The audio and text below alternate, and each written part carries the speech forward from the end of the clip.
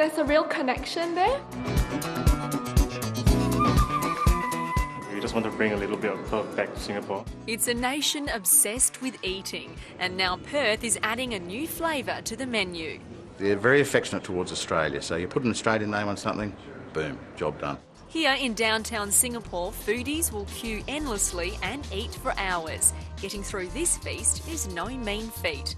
And while Singapore's signature dishes are known around the world, they're the flavours of Perth that have locals excited. One of our favourite dish was the Frio's fish and chips, which we recreated here in the menu. Former Perth couple Calvin Lim and Denise Gents opened their Subiaco-inspired cafe Rockaby last year.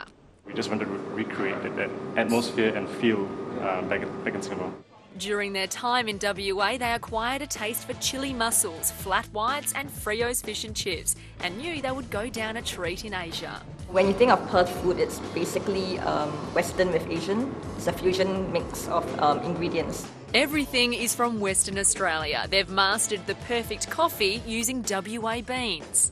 Even the beers and the wines are from Western Australia specifically. But when it comes to Vegemite, it's a taste locals find hard to swallow. Personally, Vegemite chicken went down a treat. A lot of people probably like that instead of it being on a slice of toast. Just fabulous. I mean, people are going to go into those cafes and say, what's a Rockaby? The West Australian's food critic Rob Broadfield says our cafe culture is second to none, and it's little wonder our dishes are turning up on menus overseas. But in Singapore, it's Australian language in cafes, it's Australian food in cafes, right across the board.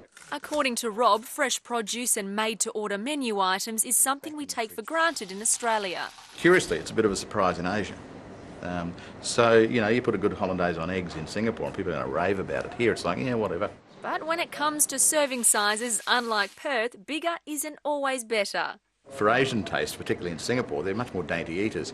I mean, they live and breathe food, but they don't scoff like we do, perhaps. Really hearty, big meals, it's something that you don't get often. Former UWA students Estelle Tay and David Yong have also taken their passion for food back home. We've got the best of both worlds, 50% in Singapore and 50% in Australia. We've got the experience of local food culture and we've got the experience of Australian food culture.